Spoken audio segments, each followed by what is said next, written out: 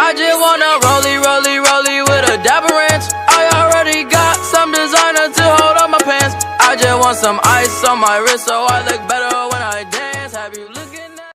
Hola amigos de YouTube, soy JokerDroid, les traigo este primer relato, espero les guste. Se titula Los Cheneques. Esta historia le ocurrió a mi padre hace más de 40 años, cuando solo él era un niño. Yo soy de una ciudad de Tuxtepec en el norte de Oaxaca. Cuenta mi padre que antes de convertirse en una gran urbe, Tuxtepec era una zona de platanares igual que San Bartolo, un poblado vecino separado solamente por el río Papaloapan. Cierto día mi abuela, que le encargó llevarle el almuerzo a mi abuelo que estaba trabajando en las plataneras de San Bartolo cargando camiones de plátano para llevarlos a vender al mercado, pero para llegar a la ribera del río tenía que cruzar una platanera cuyo camino serpenteaba y cruzaba el terreno donde actualmente es una secundaria técnica. Él llevaba un morral con guisado, carne y algunas tortillas. Muy tranquilo fue caminando por la platanera. Llegando a medio camino notó que los árboles se movían. Lo curioso es que no hacía nada de viento, el sol había sido tapado por una gran nube cuando tan solo 15 minutos antes estaba a todo lo que daba. Él siguió sin detenerse. De pronto escuchó unas risas de niño que venían de entre los árboles. Mi padre pensó que eran unos de sus amigos, ya que varios de ellos vivían cerca de esa platanera. Siguió y a lo lejos vio la orilla del río, y de repente escuchó las risas otra vez, pero también vio como la cabeza de un niño se asomaba por la parte del medio de la cerca de alambre de púas. Mi papá lo describe como un niño de curtida piel morena, unos ojos grandes y de un negro brillante y cabello largo y enmarañado que parecía que se le hacía una especie de rasta. Sonriente lo miraba y griega. Mi padre, por más que quería ignorarlo, no podía, le inquietaba pero a la vez le daba risa.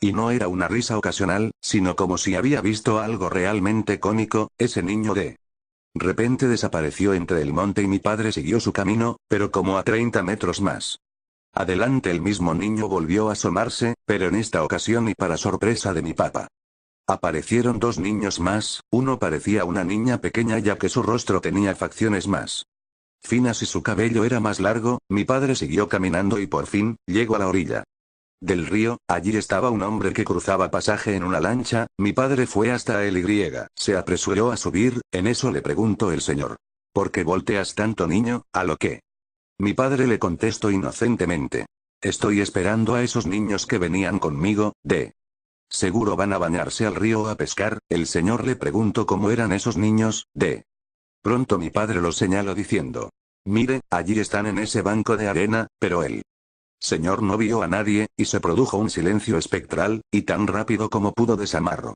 la lancha y se alejó de la orilla. Mi padre lo notó muy nervioso, a lo que le preguntó que ¿por qué no subió a esos niños? A lo que el lanchero le dijo: esos no son niños, son los chaneques.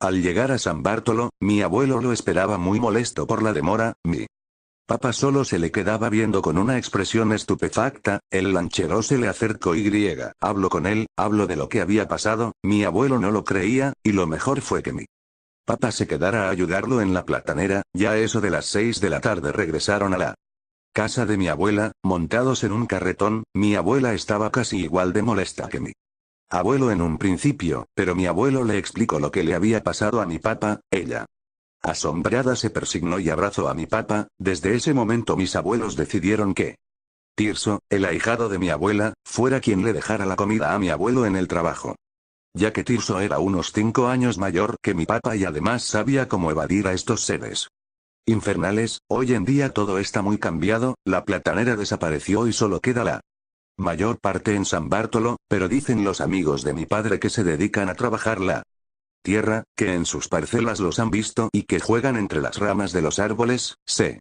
comen los plátanos maduros y desaparecen al llegar a las orillas del río Papaloapan. Suscríbanse, denle like y cuéntenme sus historias por el grupo de WhatsApp que dejaré debajo de la descripción del video. Si quieren saludos en el próximo video, díganlo en los comentarios de este video. Nos vemos en el próximo video.